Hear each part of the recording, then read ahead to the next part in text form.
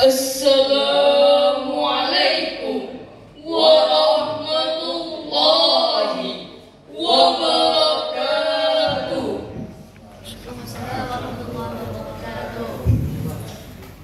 Bismillahirrahmanirrahim. Alhamdulillahi rabbil alamin. Wa bihi nasta'in ala umid dunya waddin.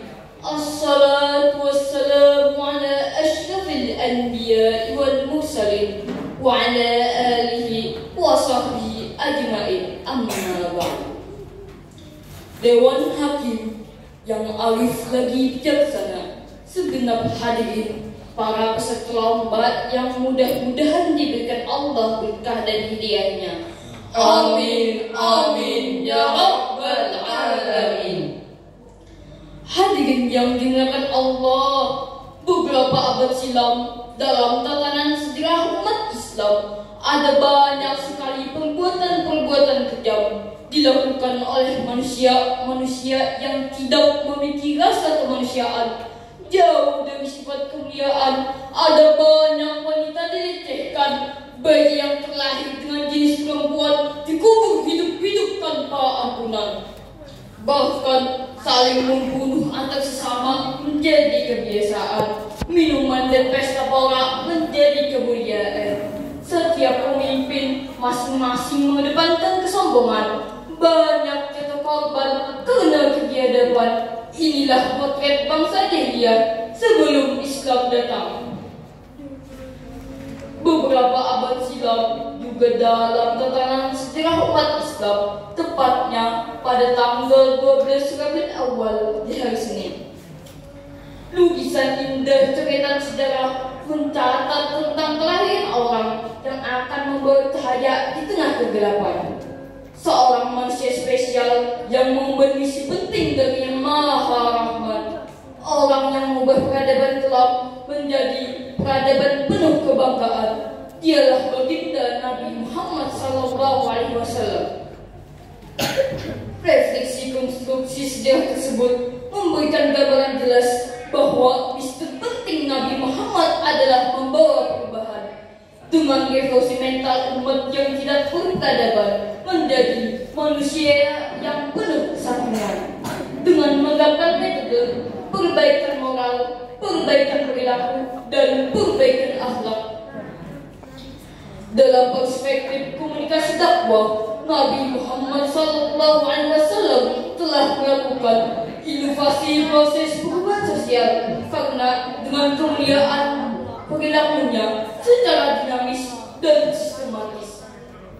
Akhlak Nabi dapat diterima oleh masyarakat jahiliyah dan dapat diadopsi oleh semua orang, tidak terbatas zaman. Oleh karenanya hadirin, sebagai pecinta kita kepada junjungan kita Nabi Muhammad SAW, dalam momen pekan olahraga dan seni yang dilaksanakan di kantor Kementerian Agama Kabupaten Hulu Sungai Selatan ini, kami menyampaikan syarahan Al-Quran kami yang berjudul Meneladani Akhlak Nabi Muhammad SAW dalam sikap rendah hati. Firman Allah dalam Al-Quran surah Al-Furqan ayat 63. A'udzu billahi minasy syaithanir rajim.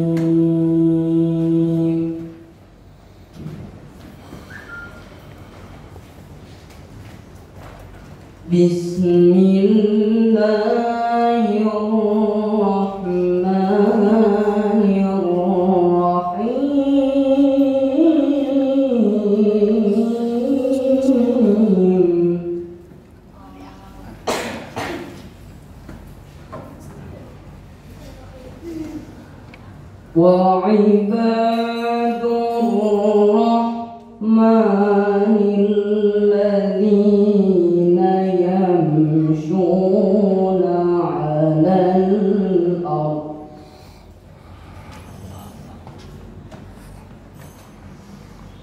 alladzina yamshuna 'alal ardi hauna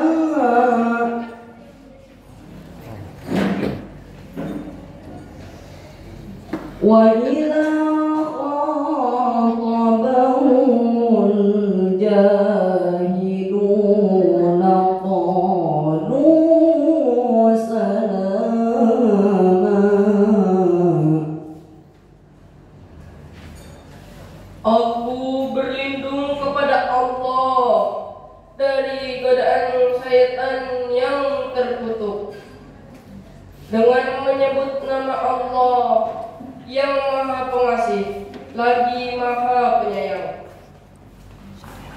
Adapun hamba-hamba Tuhan yang Maha Pengasih itu adalah orang-orang yang berjalan di bumi dengan rendah hati. Dan apabila orang-orang bodoh menyapa mereka dengan kata-kata yang menghina, mereka mengucapkan salam. Hadirin yang dimuliakan Allah, menurut keterangan dari Jalaluddin Asyuyuti dan Jalaluddin Al-Mahalli mengenai penjelasan ayat ini, bahwa ibadur rahman yang dimaksudkan adalah hamba-hamba yang baik yang berjalan di muka bumi dengan tenang dan rendah hati. Kemudian apabila orang jahil menyapa mereka untuk mengajak berbicara dengan hal-hal yang tidak disukai, maka hamba yang baik tersebut mengucapkan kata-kata yang mengandung keselamatan atau kata-kata yang menghindarkan hamba tersebut dari dosa. Demikian interpretasi Al-Quran surah Al-Furqan ayat 63 dalam tafsir Jalalain. Ayat tersebut memberikan pemahaman kepada umat manusia bahwa hamba Allah yang baik adalah hamba yang merendahkan diri terhadap sesama manusia, tanpa membedakan strata, apalagi harta, Tanpa membedakan tahta, apalagi kasta. tanpa membedakan bangsa, apalagi bahasa. di hadapan Allah kita sama.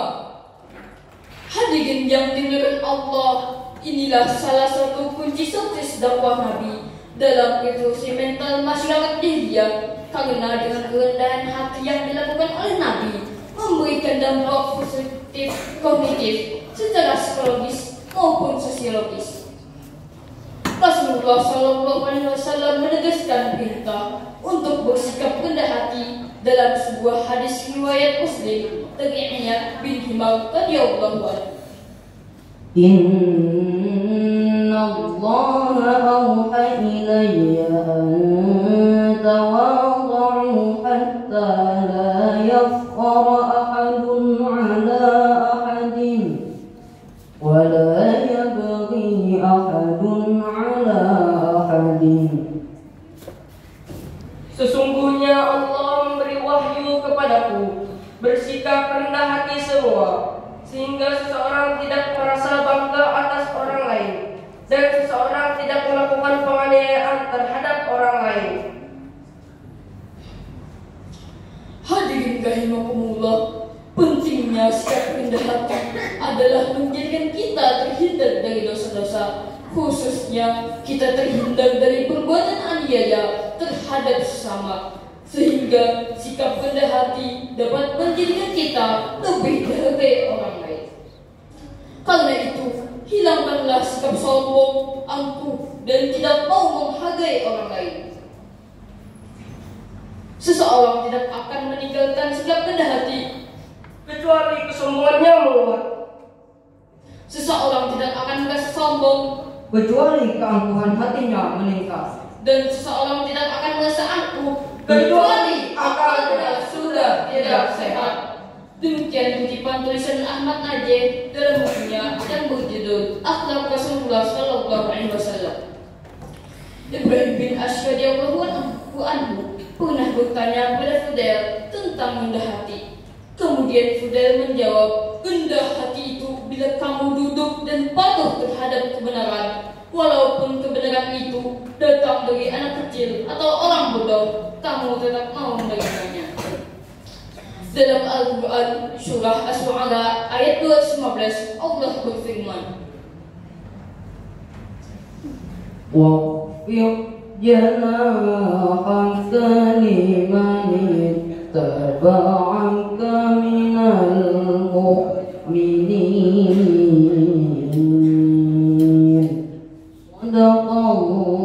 Sadaqallahul azim. Dan rendahkanlah dirimu terhadap orang-orang beriman yang mengikutimu. Maha benar Allah dengan segala firman-Nya.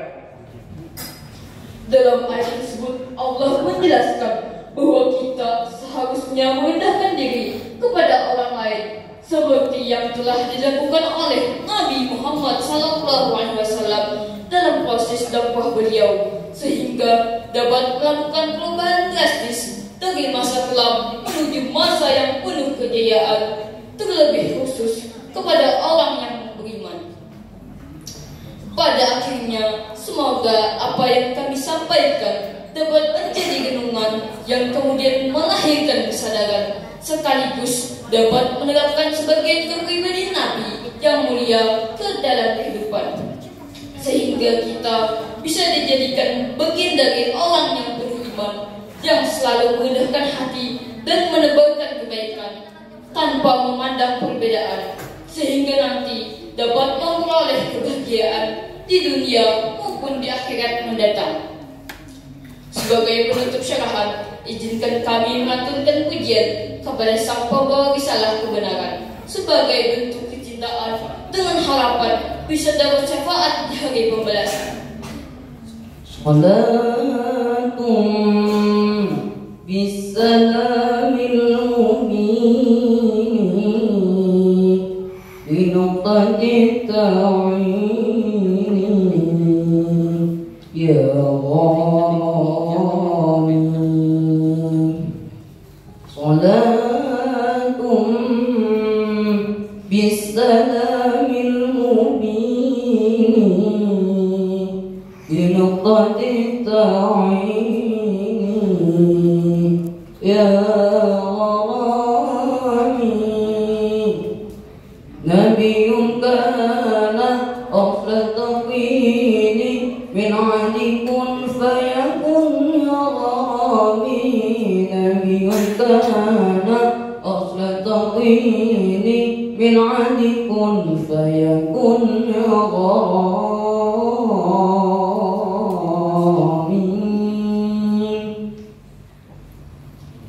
Inilah yang dapat kami sampaikan. Mohon ampun dan maaf untuk setiap kekurangan. Terima kasih untuk segala perhatian. Kami akhiri dengan ucapan wassalam.